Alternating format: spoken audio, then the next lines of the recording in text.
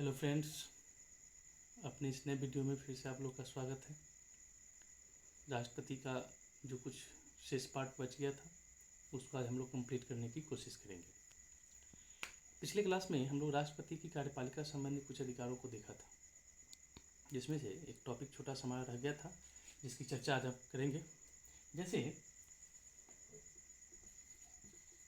अनुच्छेद 74 कहता है कि राष्ट्रपति को सहायता और सलाह देने के लिए मंत्रिपरिषद होगा, अर्थात मंत्रिपरिषद की बात यहाँ कही गई है, मंत्रिपरिषद के गठन की बात कही गई है। ठीक है, लेकिन कहता है कि राष्ट्रपति को सहायता और सलाह देने के लिए मंत्रिपरिषद का गठन किया जाएगा, लेकिन 1976 में संविधान का 42वां संशोधन किया गया। इस 42वें संशोधन को मिनी कॉन्स्टिट्यूशन या लघु संविधान भी कहा जाता है। इस समय देश की प्रधानमंत्री श्रीमती इंदिरा गांधी थी। इस 42वें संशोधन के तहत यह स्पष्ट रूप से कहा गया था कि मंत्रिपरिषद के द्वारा लिए गए निर्णय को मानने के लिए राष्ट्रपति बाध्य होगा। ये 42वां संशोधन में स्पष्ट किया गया था। ठीक है, लेकिन 1978 में जब नई सरकार बनी थी, मोरारजी देसाई के नेतृत्व में जनता पार्टी की सरकार थी। केंद्र में पहली बार गैर कांग्रेसी सरकार बना और श्रीमती इंदिरा गांधी की हार हुई थी इस चुनाव में। इस समय मोरारजी देसाई के द्वारा, यानी यूँ कहें कि जनता सरकार के द्वारा 1978 में संविधान का 44वां संशोधन किया गया और इस 44वें संशोधन में यह स्पष्ट किया गया कि मंत्रिपरिषद के द्वारा लिए गए निर्णय को राष्ट्रपति पुनर्विचार के लिए सदन को वापस भेज सकता है। क्लियर? क्या हुआ कि 42वां संशोधन कहता है कि मंत्रिपरिषद के द्वारा लिए गए निर्णय को मानने के लिए राष्ट्रपति बाध्य होगा। ये कहा गया 42वें संशोधन में, लेकिन 44वें संशोधन में इसमें संशोधन करते हुए कहा गया कि जो मंत्रिपरिषद निर्णय लेगा उस निर्णय को राष्ट्रपति पुनर्विचार हेतु सदन को वापस भेज सकता है। हाँ, ये सत्य है कि यदि सदन उस विधेयक को दोबारा यथास्थिति राष्ट्रपति के पास भेजता है तो राष्ट्रपति उस विधेयक को मानने के लिए बाध्य होंगे। जिसकी चर्चा हमने इसलिए की कि लास्ट टाइम जो बिहार एसआई का एग्जाम हुआ था तो उस एग्जाम यहाँ से प्रश्न पूछे गए थे। क्लियर? अब हम लोग आगे बढ़ते हैं और यहाँ हम लोग चर्चा करते हैं राष्ट्रपति की वित्तीय शक्ति का। राष्ट्रपति का वित्तीय शक्ति,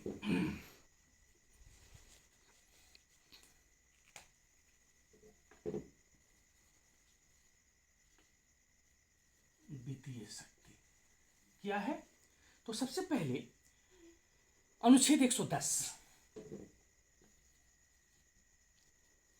अनुच्छेद 110 क्या है? तो वित्त विधेयक।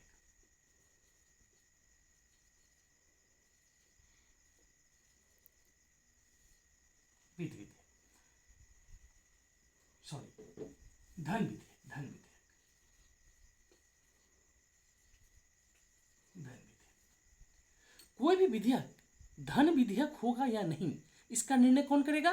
तो इसका निर्णय लोकसभा अध्यक्ष करेंगे। क्लियर? अब इस धन विधेयक के बारे में राष्ट्रपति की क्या शक्ति है? तो धन विधेयक राष्ट्रपति के पूर्व अनुमति से ही लोकसभा में पेश किया जाएगा।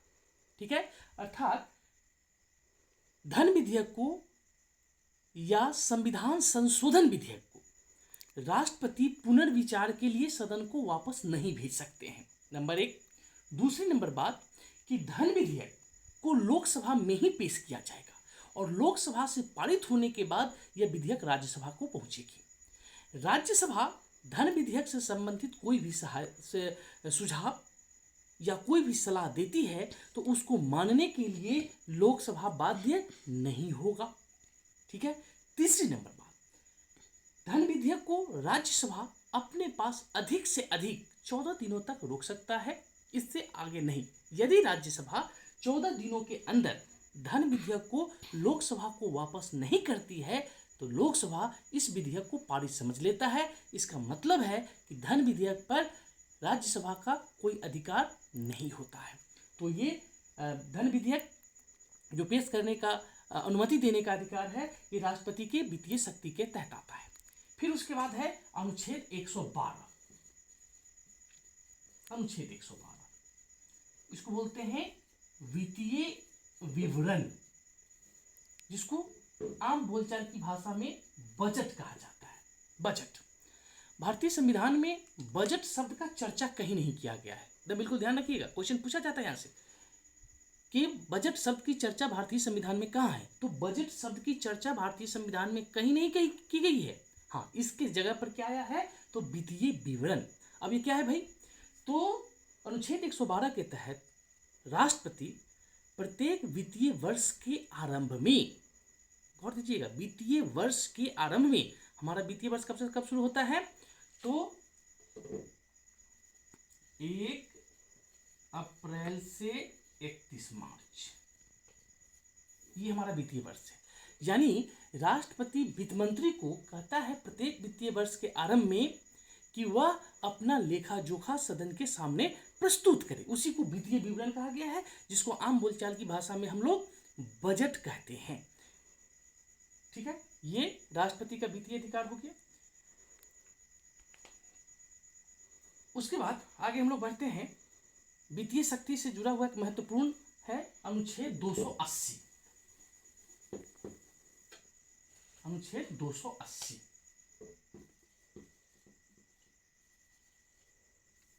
क्या है भाई, तो यह है वित्त आयोग।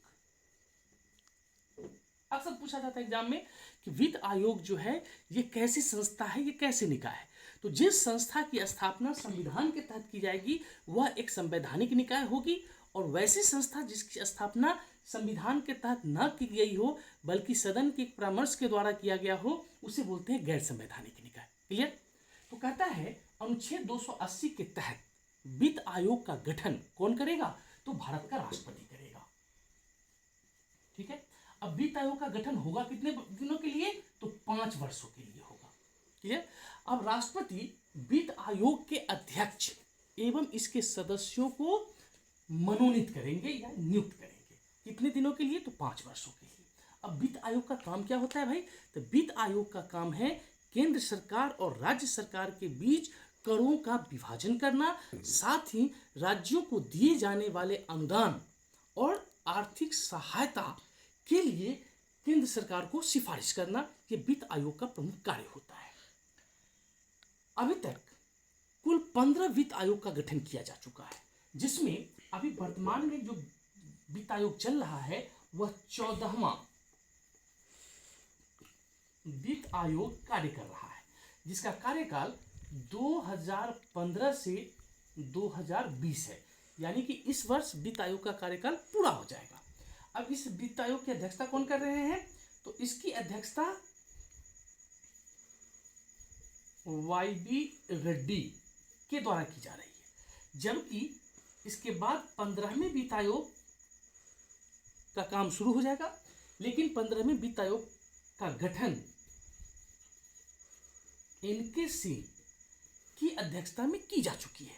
ठीक है, अब भाई 15वें वित्त आयोग का कार्यकाल कब से कब होगा, तो सिंपल सी बात है, 14 समाप्त हो रहा है 2020 में, तो 15 शुरू कब होगा, 2020 से। तो 2020 से 2025 तक ये 15वें वित्त आयोग का कार्यकाल होगा। जबकि पहले वित्त आयोग का गठन 1951 में किया गया था। किसकी अध्यक्षता में, तो केसी नियोगी की ही अध्यक्षता में 1951 में पहले वित्त आयोग का गठन देश के पहले राष्ट्रपति डॉक्टर राजेंद्र प्रसाद के द्वारा किया गया था। ठीक है, अब केसी नियोगी कौन है भाई, ये केसी नियोगी वही व्यक्ति हैं जिनकी सलाह पर भारत में योजना आयोग का नामकरण किया गया था। क्वेश्चन पूछता है कि योजना आयोग प्लानिंग कमीशन जो नाम दिया गया था, इस नाम देने की सिफारिश किसने किया था, तो नियोगी समिति ने ही किया था। ठीक है, और यही केसी नियोगी हमारे देश के जो प्रथम वित्त आयोग का गठन हुआ था इसकी भी अध्यक्षता किया था, जिसका कार्यकाल 1952 से 52 और 5 57 तक था। ठीक है। अब क्वेश्चन जो है कभी कभी बैक से भी जाके पूछता है, अभी 14 माह चल रहा है, हो सकता है कि एग्जाम में क्वेश्चन पूछ ले कि 13वें वित्त आयोग का कार्यकाल कब से कब था। तो 14 माह कितना था 15, इसमें से 5 माइनस कर लेंगे तो हो जाएगा 13वें के कार्यकाल 2010 से 2015। ये किसका हो गया कार्यकाल, 13वें वित्त आयोग का कार्यकाल हो गया। ठीक है। अब यहां से ये भी पूछा जा सकता है कि 13वें वित्त आयोग के अध्यक्ष कौन थे। तो 13वें वित्त आयोग के अध्यक्ष थे विजय केलकर। विजय केलकर 13वें वित्त आयोग के अध्यक्ष थे। ये सभी जो थे ये राष्ट्रपति के वित्तीय शक्ति थी। इसके आगे फिर हम लोग राष्ट्रपति की नेक्स्ट शक्ति को देखेंगे। जैसे राष्ट्रपति की शक्ति हम देखेंगे, आप कौन सी, राष्ट्रपति की विधायी शक्ति। राष्ट्रपति की विधायी शक्ति, जिसमें सबसे महत्वपूर्ण है अनुच्छेद 123 अध्यादेश, जिसकी चर्चा हम लोग पिछले वीडियो में कर चुके हैं। अच्छा, एक चीज बताएंगे कि भारतीय संविधान में जो अध्यादेश की चर्चा हुई है ये इससे पहले भारत में कब हुई थी। तो जब भारत में ब्रिटिश सरकार का शासन था उसी समय 1861 में भारत शासन अधिनियम जब पारित किया गया था, उसी समय गवर्नर जनरल को अध्यादेश जारी करने और वीटो करने की शक्ति प्रदान की गई थी। ठीक है। क्वेश्चन आपसे पूछा जा सकता है कि राष्ट्रपति को जो वीटो संबंधी अधिकार दिया गया था, यही अधिकार भारत के गवर्नर जनरल को किस अधिनियम के तहत दिया गया था। तो 1861 का भारत शासन अधिनियम। क्लियर। अब चूंकि इसकी चर्चा हम लोग कर चुके हैं पिछले वीडियो में, अब इसके आगे हम लोग बढ़ते हैं विधायी शक्ति के तहत। इसी में है अनुच्छेद 79। 79 क्या कहता है, तो संसद का गठन कहता है। किसका गठन, संसद का गठन कैसे होगा, राष्ट्रपति, लोकसभा और राज्यसभा के मिलने से संसद का गठन किया जाएगा। ठीक है। अब 79 के बाद आता है अनुच्छेद 80 राज्यसभा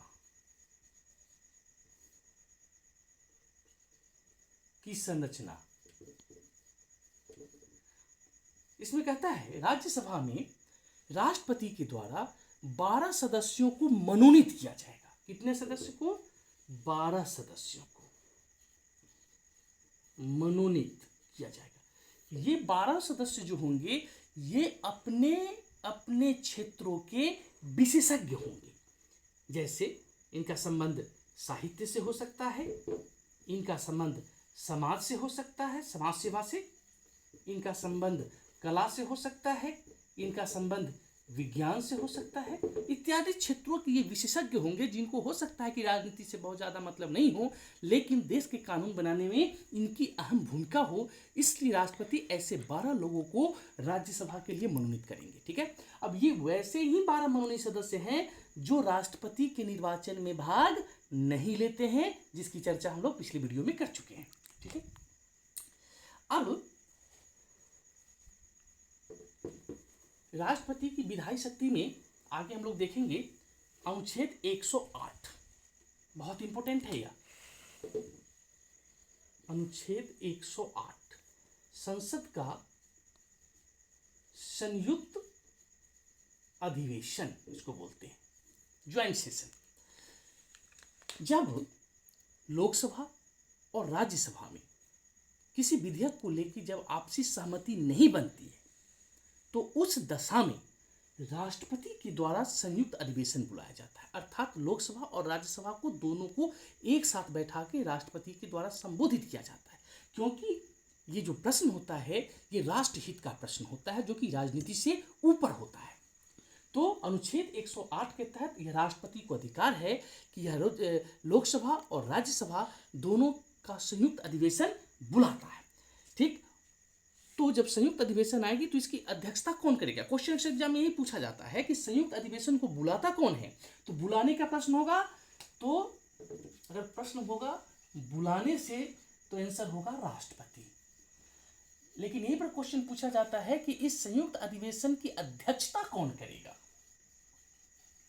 जब अध्यक्षता की बात आ जाएगी तो अनुच्छेद 118 में स्पष्ट किया गया है कि राष्ट्रपति के द्वारा बुलाए गए संयुक्त अधिवेशन की अध्यक्षता लोकसभा अध्यक्ष के द्वारा किया जाएगा। किसके द्वारा? तो लोकसभा अध्यक्ष के द्वारा किया जाएगा। क्लियर? अभी तक भारत में 3 बार संयुक्त अधिवेशन बुलाया गया है। कितनी बार? 3 बार संयुक्त अधिवेशन बुलाया गया। पहली बार 1961 में बुलाया गया था, जिस समय देश के प्रधानमंत्री जवाहरलाल नेहरू थे, जबकि राष्ट्रपति डॉक्टर राजेंद्र प्रसाद थे। ये जो संयुक्त अधिवेशन बुलाया गया था यह हिंदू विवाह अधिनियम से संबंधित था, जिसमें खास करके दहेज प्रथा संबंधी बातों पर बल दिया गया था। ठीक है। दूसरी बार संयुक्त अधिवेशन को 1978 में 1978 ध्यान में होगा 1978 में प्रधानमंत्री कौन थे? तो 1978 में प्रधानमंत्री थे मोरारजी देसाई। तो राष्ट्रपति कौन होंगे? तो नीलम संजीव रेड्डी, जो देश के प्रथम निर्विरोध राष्ट्रपति बने थे, नीलम संजीव रेड्डी। तो मोरारजी देसाई देश के प्रथम गैर कांग्रेसी प्रधानमंत्री थे। इनके समय दूसरी बार संसद का संयुक्त अधिवेशन बुलाया गया था, जिसका विषय था बैंकिंग सेवा, बैंकिंग सर्विस को लेकर, बैंकिंग सेवा से। ठीक है। तीसरी बार संयुक्त अधिवेशन 2002 में बुलाया गया था। इस समय देश के राष्ट्रपति डॉक्टर APJ अब्दुल कलाम थे, जबकि देश के प्रधानमंत्री अटल बिहारी वाजपेयी थे। इस संयुक्त अधिवेशन को बुलाने का जो मकसद था वह था पोटा में सुधार के लिए बुलाया गया था। इनकी पोटा लाने के लिए जो आतंकवाद निरोधक कानून था, इन विषयों पर देश में 3 बार संयुक्त अधिवेशन बुलाया गया था। ठीक है। अब है विधायी शक्ति में एक शक्ति और आता है,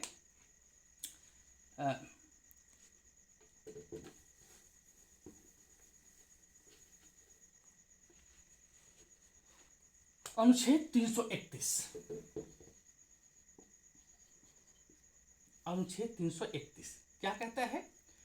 तो यदि राष्ट्रपति को ऐसा आभास हो कि लोकसभा में एंग्लो इंडियन या अंगल भारतीय समुदाय का कोई भी सदस्य चुनाव जीतकर नहीं आया है, तो ऐसे किसी 2 सदस्य को वह लोकसभा में मनोनीत करेगा। अब ये भाई अंगल भारतीय कौन है? ठीक है। तो मान लीजिए माता और पिता, माता हो गई भारतीय, पिता हो गया अंग्रेज। अब यदि दोनों का विवाह होगा तो यहां से जो संतान जन्म लेगा यही संतान क्या कहलाएगा? अंगल भारतीय। क्लियर? ये अंगल भारतीय जो होंगे वो आप ही के देश के नागरिक होंगे, ये हमारे ही देश के नागरिक होंगे। अतः इनको तमाम सुविधा देने का कार्य हमारी सरकार करती है। क्लियर? ये राष्ट्रपति की विधायी शक्ति थी। अब हम लोग अगर चर्चा करेंगे राष्ट्रपति की न्यायिक शक्ति।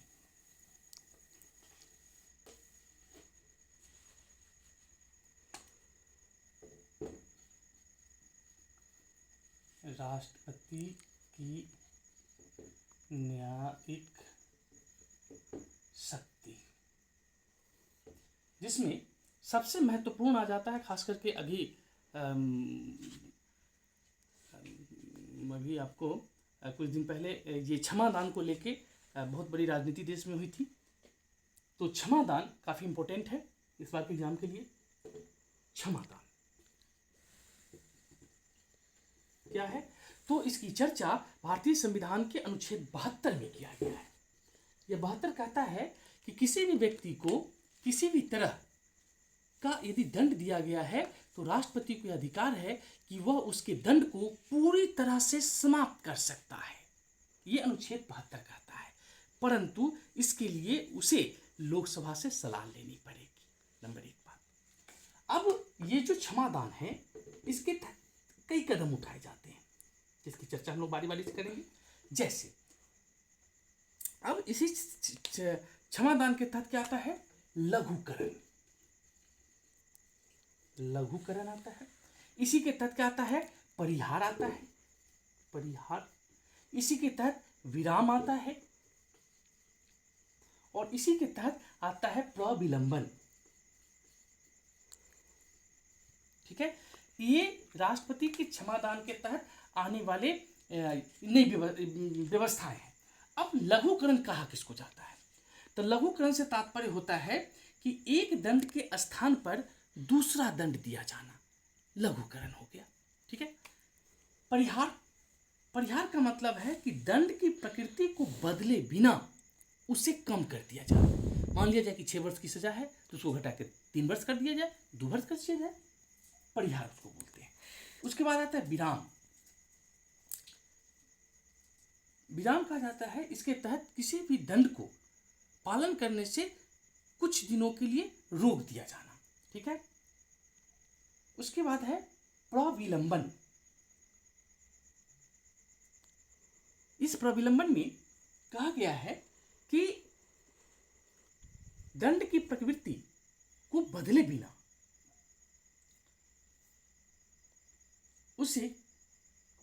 उसको पालन करने से कुछ दिनों के लिए रोकना।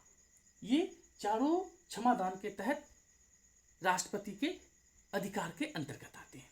ठीक है, फिर इसके आगे हम लोग बढ़ते हैं अनुच्छेद 143। अनुच्छेद 143 परामर्श संबंधी शक्ति।